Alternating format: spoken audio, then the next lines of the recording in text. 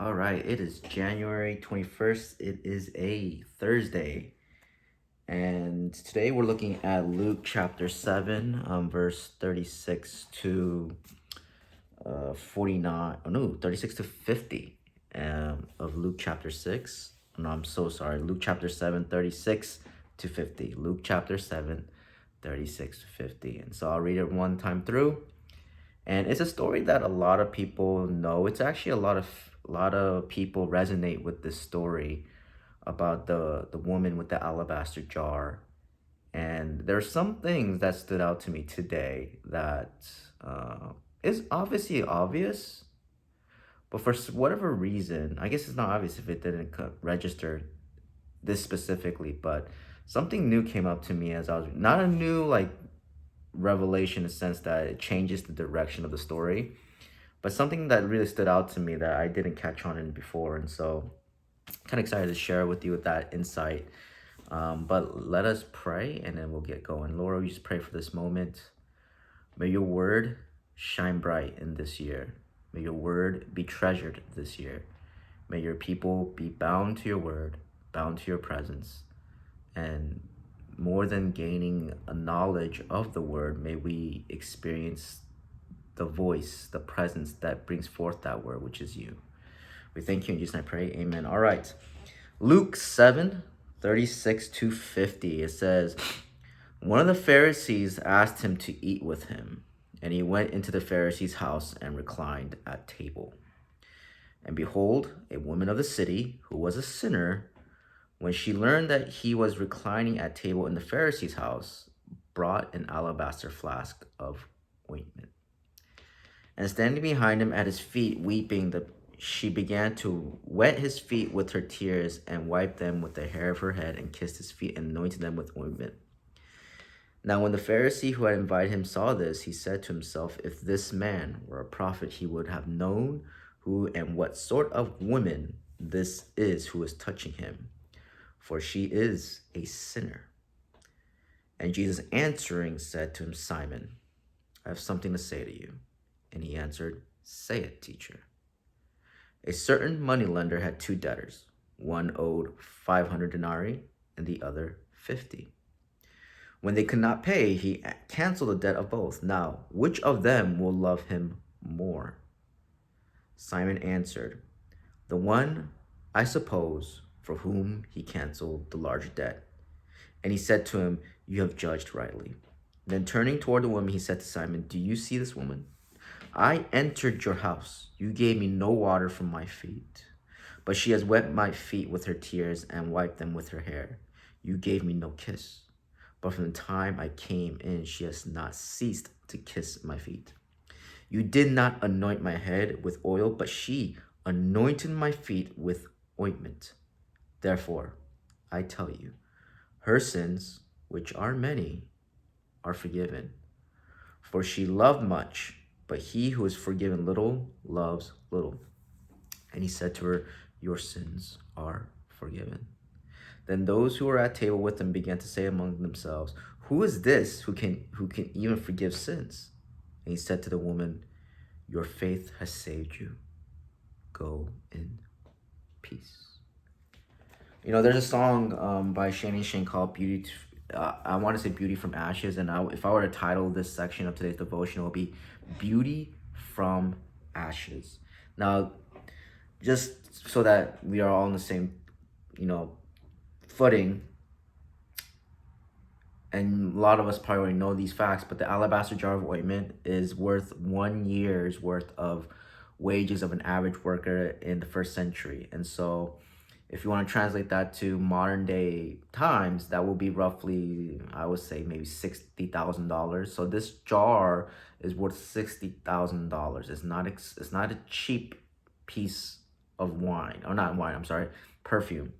And so we know that this woman says that she's described as woman of the city, and oftentimes that is described as a woman who is a prostitute. And so therefore, she's already seen as a sinner, and she's already outcasted socially. But she arrives at this dinner. Now, it wasn't a crime for her to be at this dinner. Now, in the first century, what's going on is Jesus is a public figure at this point. Like, he is a public figure. If he had an Instagram handle, it would be many things, but public figure would be one of them. Public figure, Messiah, God, whatever. So whenever there's a public figure and they're having dinner especially at a religious leader's house, it's open ended, meaning that there's gonna be the ones who are invited and get to sit at the table, and there's gonna be an open space for those who just want to hear and listen to this public figure. So it's open to the community. Now, the thing that really rattles the people's mind is that not that she showed up. That wasn't the issue. What the issue was is that she showed up and she went into the place where only the invited were. And so already people are agitated, like, you weren't invited to this dinner. But that's the thing, right? Oftentimes what religion does, it partitions people into the invited and the uninvited, the ins and the outs. But when it comes to Jesus the Messiah, all are welcome to come in and sit with him. And that's why oftentimes when there's a prayer, people need to be reminded that at the table of Jesus you have a seat with your name on it, but that is a seat that was paid by blood, his blood, right? And so that's the thing about the Messiah. All are welcome. But we all know that when you are welcome to come and you're going to sit with Jesus, it was free for you to come and approach, but it's going to be something costly if you want to live life with him. That's a side note. That's like a side, devotional. But what's very interesting is that this woman comes and she does three things. Let's read it real quick right here. She was weeping, and she began to wet his feet with her tears. And then that's one. So she was crying, and her tears were the ones that are wiping his feet, cleansing his feet, right? And then she lets down her hair, and she wiped them with the hair of her head and kissed his feet. And that's the second thing, is that with her hair drawn down, she starts to, cleanse his feet and whatnot, and also kiss at the same time. And the third thing is she anointed him with ointment. In the other gospels is the idea that she cracks the alabaster jar, it pours forth from the top of his head to the bottom of his feet, getting him ready for his eventual sacrifice. Now, what's very interesting is these three things, right? The weeping, the hair let down, and the kissing, and the ointment. These three areas depict the posture of humility that we all need to have in regards to Jesus. One is the weeping. She's weeping over her own brokenness, right? Or maybe she got caught up in the moment of this great act of devotion. But if you were to look at this woman and you just look at with just your physical eyes and not your spiritual eyes, what you'll see is a woman very undignified. And that's, I think, the biggest problem for a lot of people, is the pride of trying to be dignified always. When it comes to salvation, when it comes to Christ, especially if you go to an altar call in a service or a retreat or a mission trip, you realize it's very an undignified moment. But that's the thing. An undignified moment before the Lord becomes a dignified moment because he clothes you in his love and his righteousness and his comfort. It will continue to be undignified if it was done to someone else, a human being. But in the presence of Christ, every undignified moment will become dignified in him. And what's very interesting is that she became vulnerable. That's number one. She was vulnerable. She wept. She wept in the presence of her brokenness. And everyone knew her brokenness. The whole city knew what she was and what she did. But she openly wept and was almost in a place of like, this is an acknowledgement of her brokenness. And two, she let down her hair. Now, a woman in the first century to let down hair, only prostitutes did that. And two, that was considered an undignified action. Women in that century did not let down their hair in public, especially in front of a man. But for her to do that, she completely unraveled whatever dignity that she had to just get closer to Christ. Now, I'm not saying Christ abuses or undignifies you, but just saying what I said earlier is the idea that oftentimes we are so concerned about being prim and proper and composed that oftentimes that posture of pride is the thing that hinders us from redemption. It hinders us from acknowledging our brokenness. Now, can you imagine if she came up like, I'm okay? And that's the thing, right? Especially as a pastor, when I ask people, hey, how are you doing? The first response is either one, I'm busy, or two, I'm okay. When in reality, they're overworked, tired, and very broken. But people don't want to admit that. They don't want to admit their weakness. But that's the thing. When you can't admit your weakness before the Lord, you'll never experience the strength of the Lord in your life. And so this woman was weeping, was vulnerable, and she undignified herself. And thirdly, she gave the best of herself. She cracked that $60,000 perfume and poured everything. She gave the best and she gave it all. She didn't hold anything back. This posture of humility requires vulnerability. It requires an undignified, prideless posture. And 3, it requires us to give our best and give it all. Now, that is on our end, but the reality is this. No matter how great our devotion is, until Christ forgives us, these acts mean nothing. But the reality is, because Christ does forgive us by his sacrifice, all these acts of being undignified, giving everything,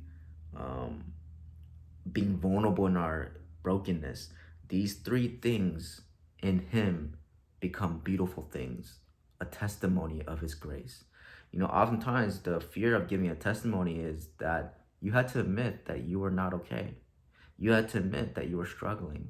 But the beauty of that admission, the beauty of that confession, is that Christ's grace covers it all. And so that's the thing. Like, this woman humbled herself, but what she gained back in return was she was forgiven.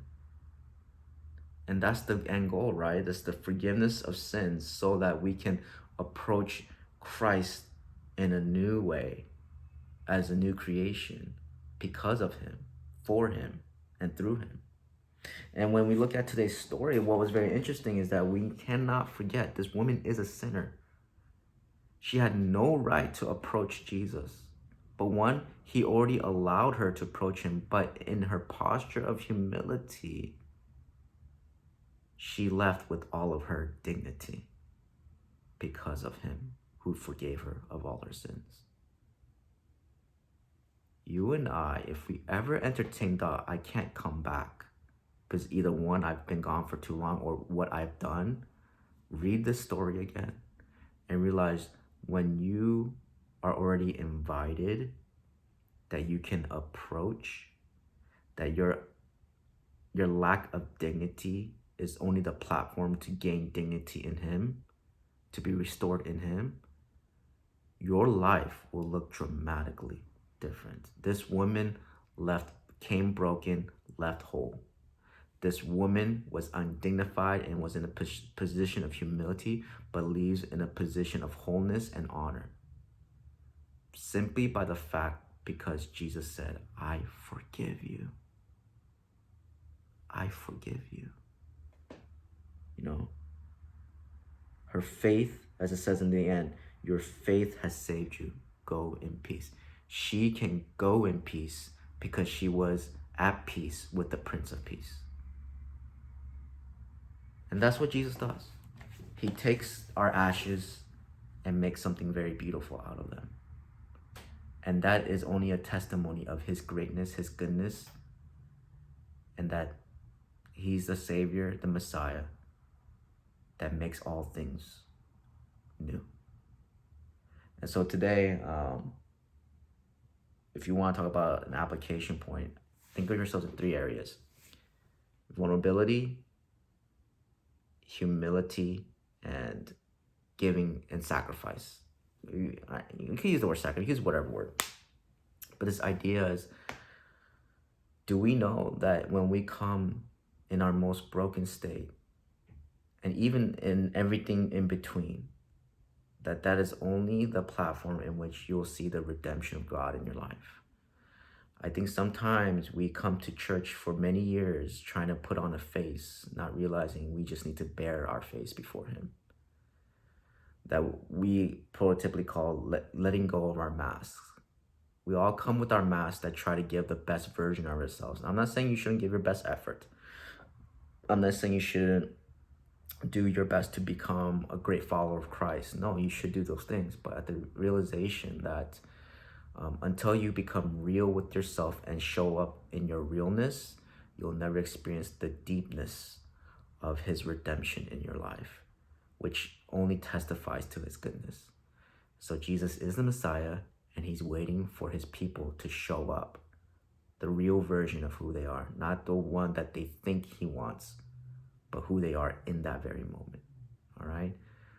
If you and I cannot admit that we are broken and that we need Jesus, then already we're following religion and not a relationship. And so, something to think about. Be blessed, guys.